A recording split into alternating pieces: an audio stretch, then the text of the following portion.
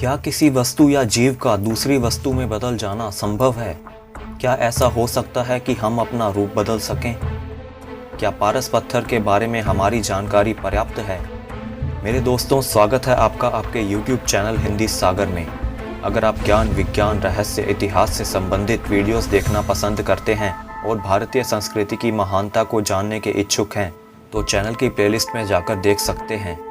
इस वीडियो में आपको जो जानकारी दी जाएगी वह आपके लिए बहुत ही रहस्यमय और ज्ञानवर्धक होगी।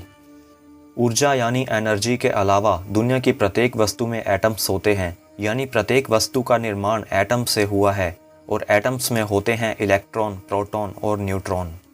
ज्ञान हो तो हम एटम्स को अलग अलग तरह के तत्वों में बदल सकते हैं। अगर मैं आपसे कहूं कि आप अपने हाथ में हथौड़ा लेकर एक लोहे की छड़ को सोने में बदल दें, तो क्या आप ऐसा कर पाएंगे? बिल्कुल नहीं।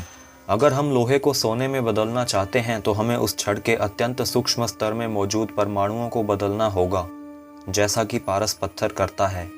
एक छोटा सा उदाहरण देखिए, वही दूध है, मगर खट्टा डालो तो दही बन जाए और नींबू डालो तो पनीर। कुछ वस्तुओं की प्रकृति को बदलना आसान होता है, मगर संसार में मौजूद प्रत्येक वस्तु को और उसके रंग, रूप, स्वभाव, सुगंध को बदल देने की बात की जाए तो वैज्ञानिक तकनीकों द्वारा यह पूरी तरह से असंभव है। मगर विज्ञान से ऊपर ज्ञान होता है। जैसे लगभग 5 साल पहले इंटरनेट की गहराइयों में हिमालय में रहने वाले एक रिद्धि सिद्धि वाले साधु के बारे में जानकारी मिली, जो कि सूर्य की किरणों का इस्तेमाल करते हुए कई तरह के चमत्कार करता था, जैसे कि एक फूल को व उसकी सुगंध को दूसरे फूल में बदल देना। या आपको बैजू बावरा के बारे में बताया जाए, जो कि राग गाकर पत्थरों को भी पिघला देते थे, यानी कि ट्रांसफॉर्मेशन। एक उदाहरण के तौर पर लेड में 82 प्रोटॉन होते हैं और सोने में 79 होते हैं। अगर हम चाहते हैं कि लेड सोने में बदल जाए तो हमें किसी भी तरह से लेड को अपने 3 प्रोटॉन को खोने के लिए मजबूर करना होगा। चलिए आपको एक स्टोरी सुनाई जाए जो मैंने खुद अपने बचपन में सुनी थी। सबसे पहले जो लोग पारस मणि के बारे में नहीं जानते, उन्हें बता दूं कि भारतीय ग्रंथों में और पौराणिक कथाओं में बहुत सारी चमत्कारिक मणियों का और उनसे जुड़ी घटनाओं का जिक्र बहुत बार आया है, जिनमें से एक मणि है पारस मणि, जिसे पारस पत्थर भी कहते हैं।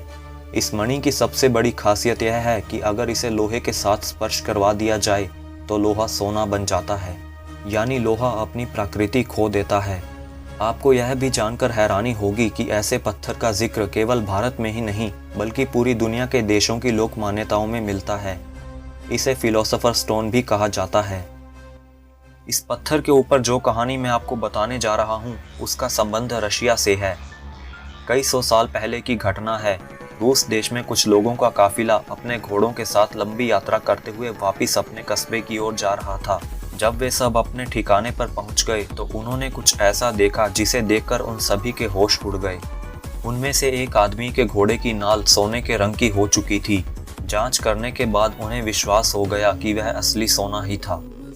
इस अद्भुत घटना ने उन्हें इतना हैरान कर दिया कि वे सभी वापस उसी चीज की खोज के लिए निकल पड़े, लेकिन उन्हें वो चीज कभी नहीं मिली। कुछ लोगों का यह मानना है कि कौवे पारस मणि की पहचान कर सकते हैं और यह हो सकता है कि यह पत्थर हिमालय के क्षेत्र के आसपास ही हो। बहुत से लोगों के मन में यह सवाल आया होगा कि हिमालय के क्षेत्र के आसपास ही क्यों, कहीं और क्यों नहीं।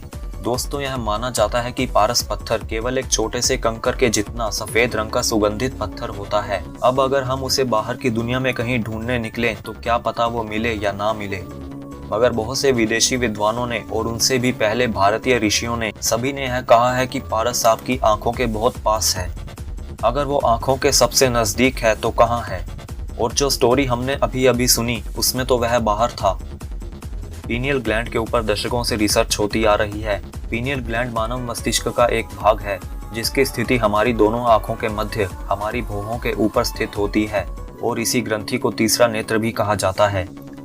सालों तक रिसर्च करने के बाद भी वैज्ञानिक आज तक पीनियल ग्लैंड और इसमें मौजूद तरल पदार्थ का कार्य नहीं समझा पाए हैं। विज्ञान नहीं जानता कि आखिर इस ग्रंथि का कार्य है क्या, और पूरे शरीर के बारे में तो कभी समझ ही नहीं पाएंगे, क्योंकि मानव शरीर ईश्वर की बनाई सबसे बड़ी टेक्नोलॉजी है।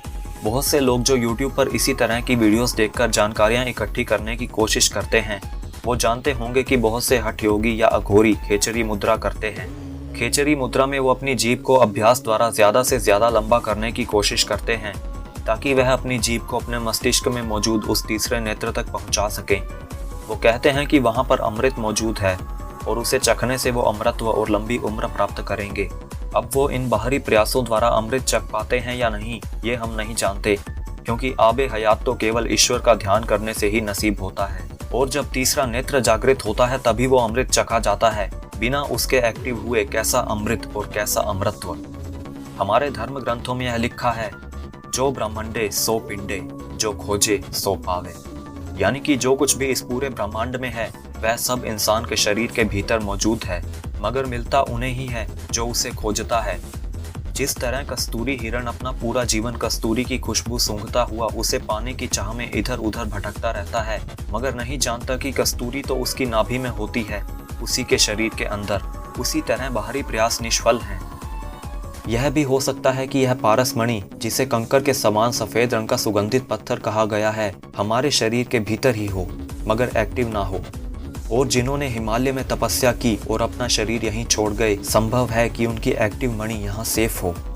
जानकारी अच्छी लगी हो तो वीडियो को ज़्यादा से ज़्यादा लाइक और शेयर ज़रूर करें और साथ ही साथ कमेंट में अपनी राय भी ज़रूर दें। Thanks for watching.